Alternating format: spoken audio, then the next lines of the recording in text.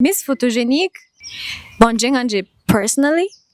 ndakunda kandi nkunze ndakunda cyane kandi sinkunda ya ma relation amara myaka usanga nakuvuga twamaranye imyaka ingahe tubwire urafashijwe wowe uri mwiza kandi barakubona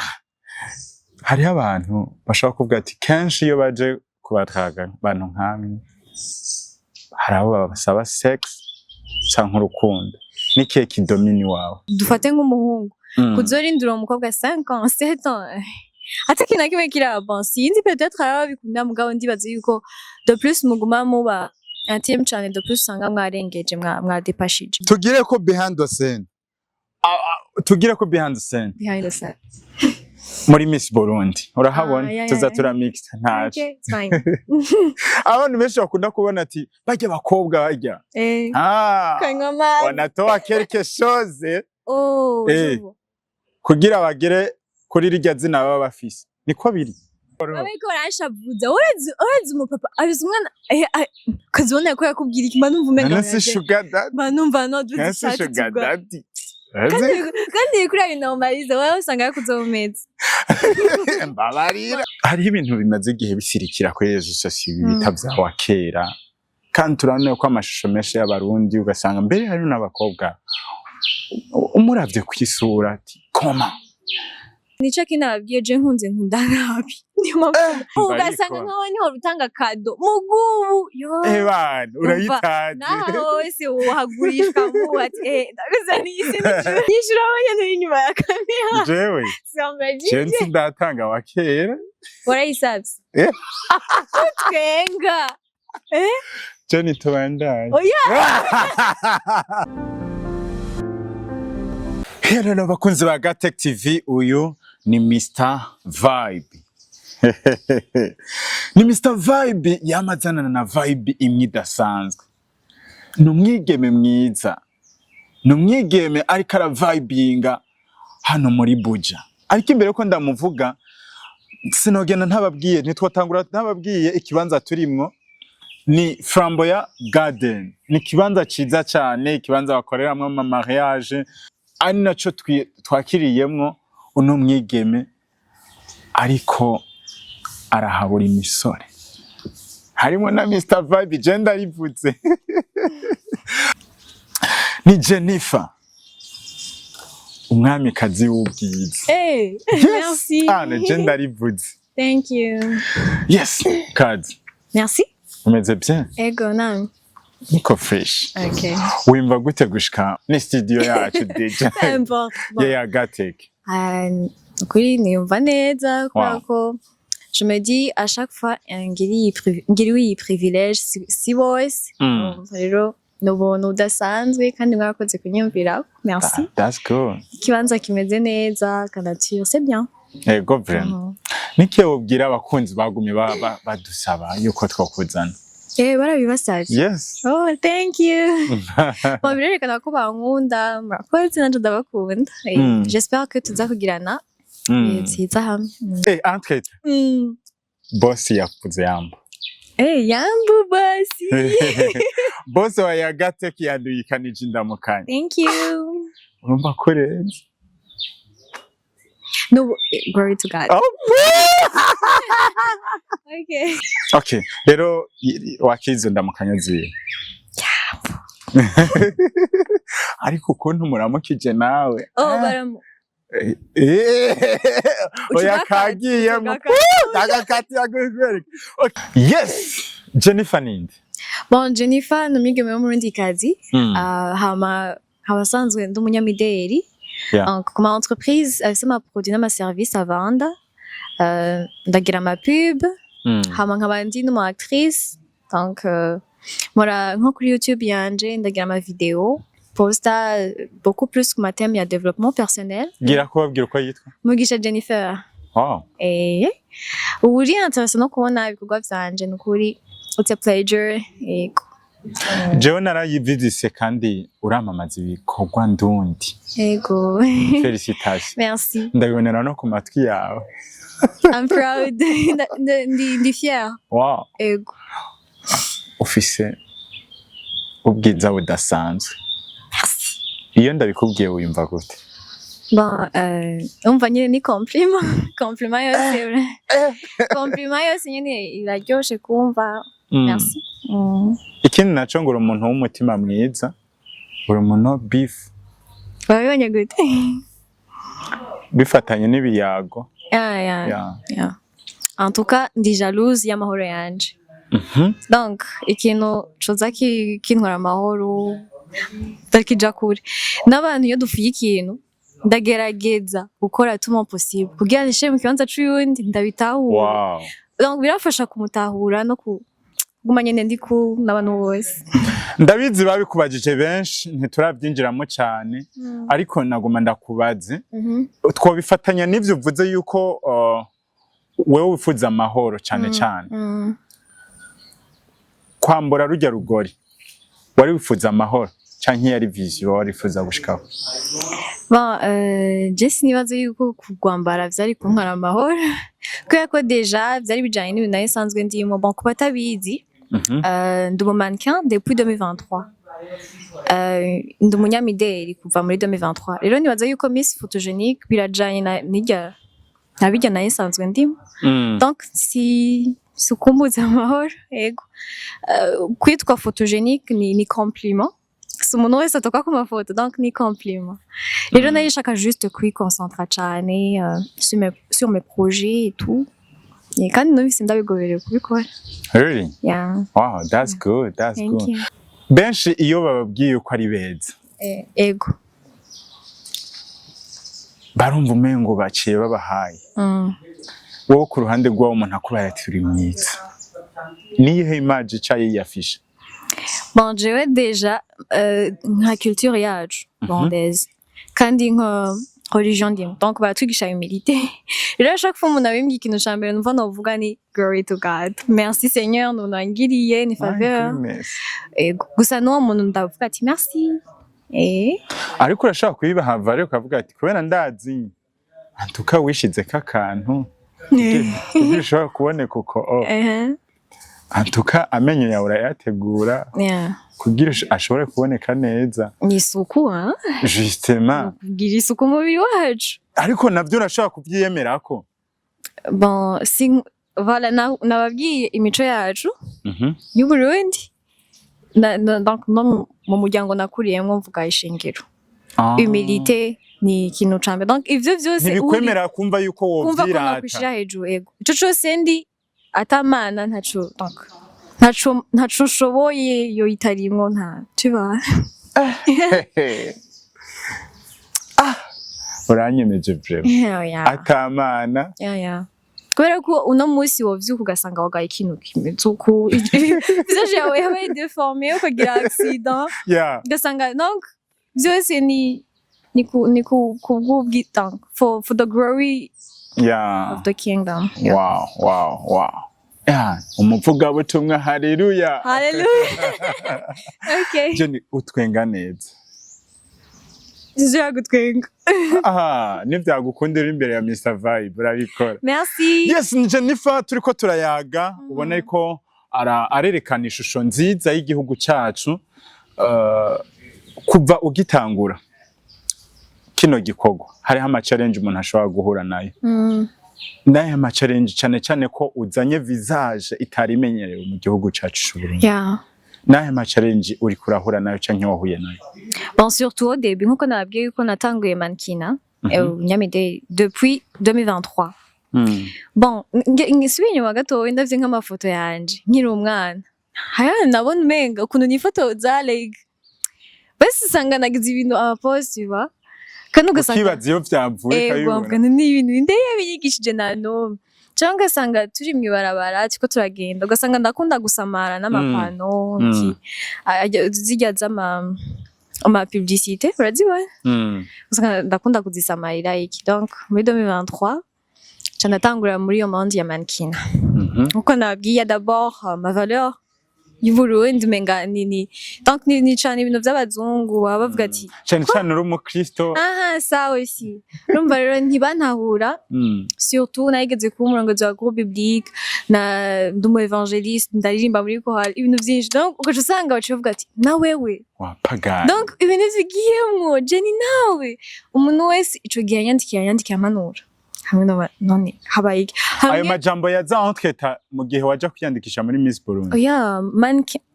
Miss Burundi n'uyu mwaka 2025 sinon mannequin nayitangwe 2023 okay donc narisanzwe ndabikora ndashaka kunya nta kibazo vraiment merci Niwe mwayishi zirande na courage vraiment ati rero kuva 2023 warabikora ego rero ntibantahura barankritika donc umwe wese yabihaye image yiwe byarangoye kugira kujera kujyo guko wasanga sinija kurushengero kwa ko baza kunkritika bon hari supposed kuba muhira ni sante mu rugo kwa data mwavukanye mugangiyeyo niyo baza kumandiko ndahimbaza ngurimirije bigaye kuragira ariko rafiza sambra donc ndamara umwaka wose nigice ntagenda mu rushengero ntaherego kandi umaze kuja kure donc kure y'Imana en tout cas hari ibintu bihinduka hariyo n'ibintu nawe donc uvuye mu bwami bw'Imana donc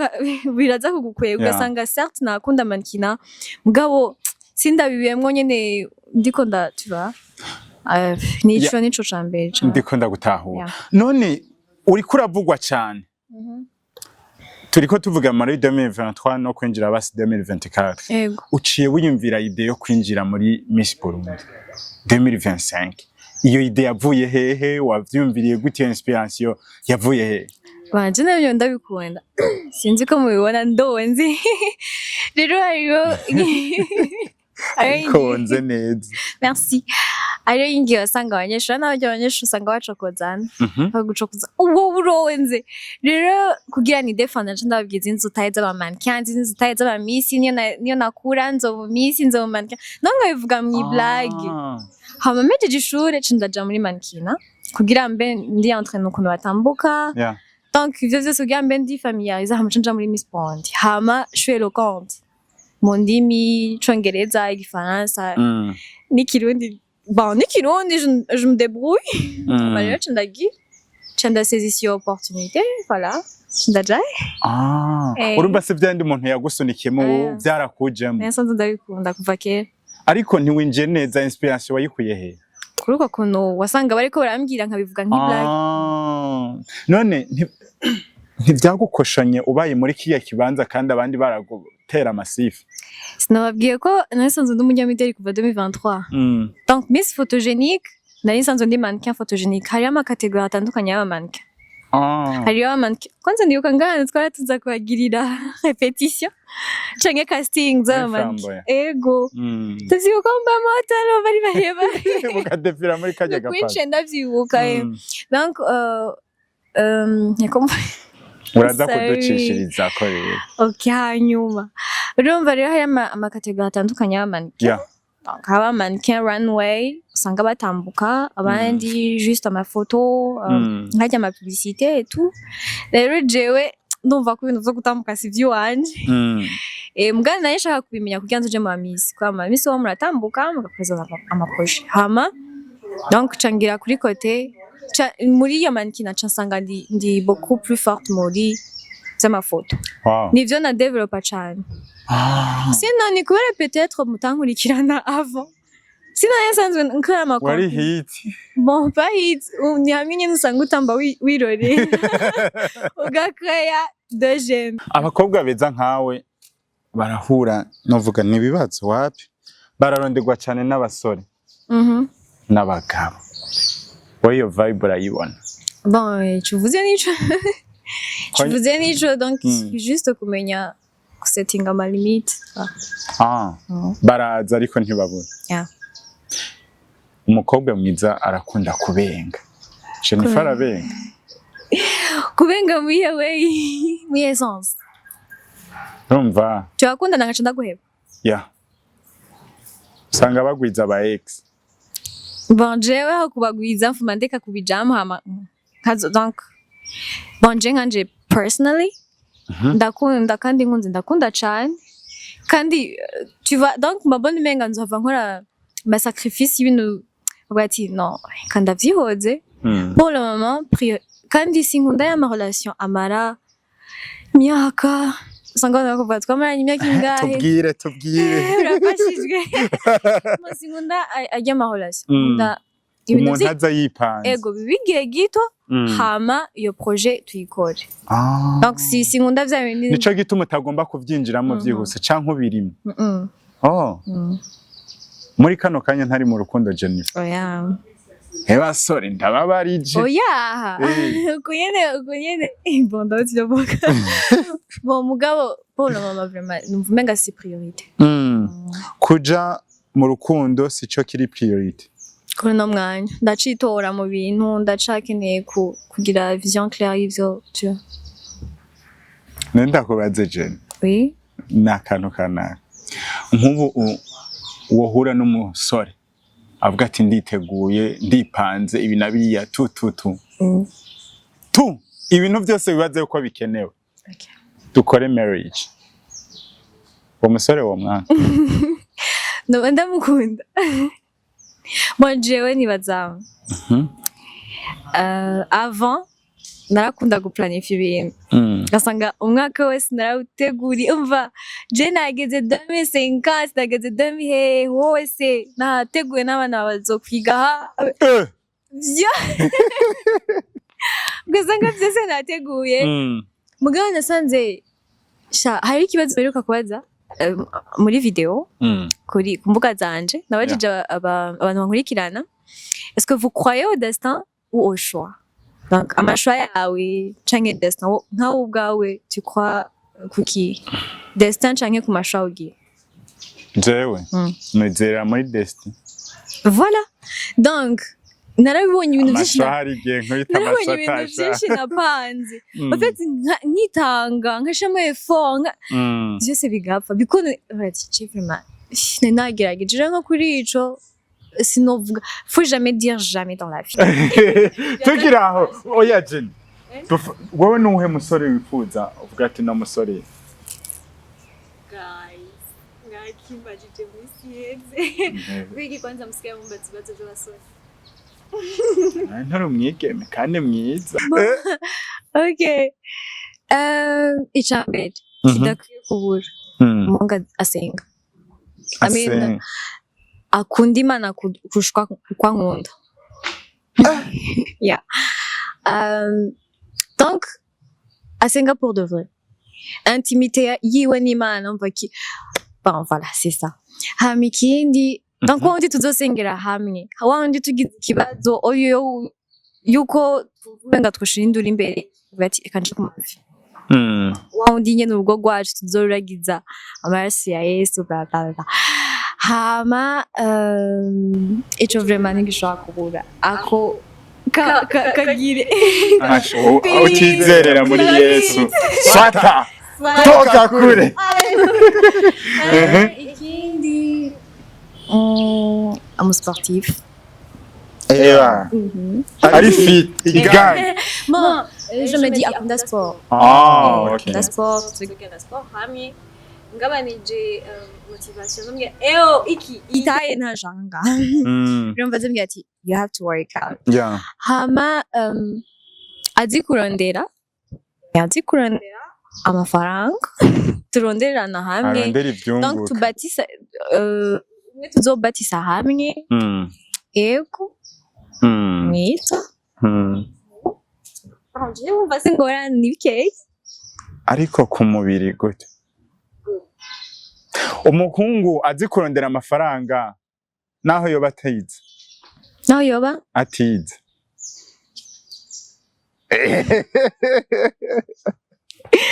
urazi igituma ibintu Jenny nkunda umuntu tushaka kubiganira hariho naje ndaja mu migrisi umuntu ashaka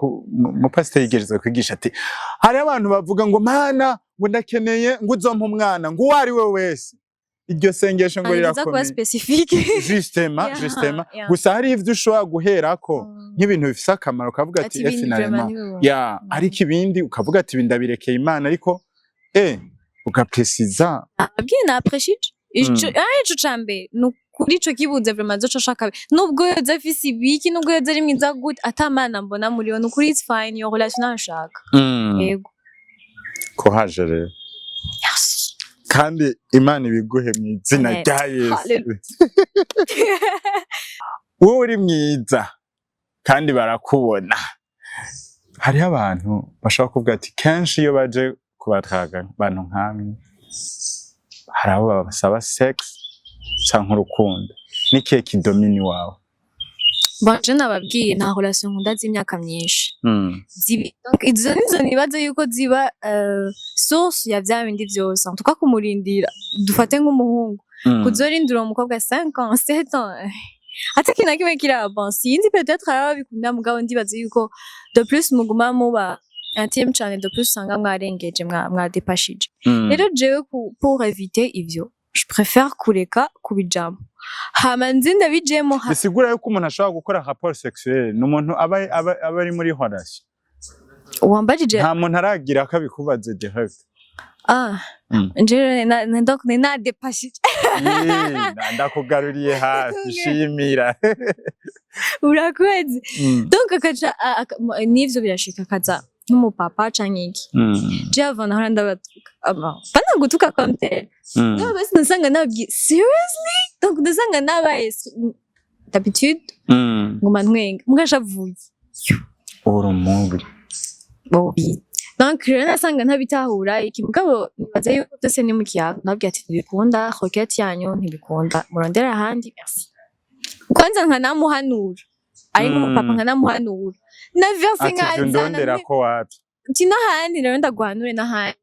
tugire ko behind the scene behind the scene muri Miss Burundi urahabona tuza turamix ntaje abantu benshi bakunda kubona ati bajya bakobwa bajya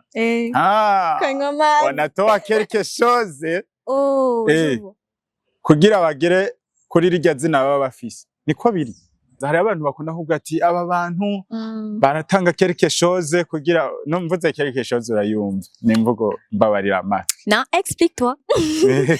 ndinga kugira nsome mu mind yawe please be clear tu veux qu'on précise y a pas de problème abantu bavuga ati bajya bakobwa barabasaba kuryamana okay kugira rapport sexuel kugira bashobore kugera kuri rijya zina abantu bafise iyo mind nivyo ngo ntiwoba Miss Burundi ngo ukonyene ngo uravyuma reka bajya ngo barabagaramira en fait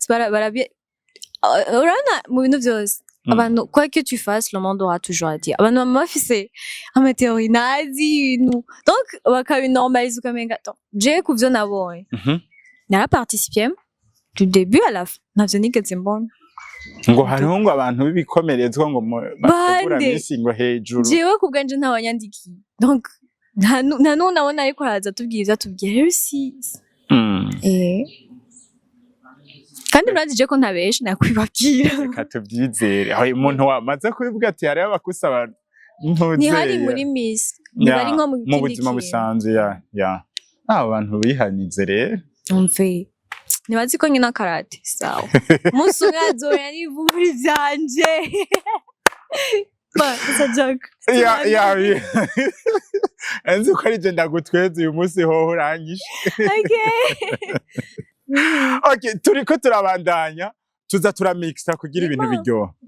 nihe vision yawe vyanje kuba riche mu maspe yose men ariko usanga umuntu aratunze mu biboneka ubwo ugasanga nta mahoro afise nta rukundo afise rero je vision yanje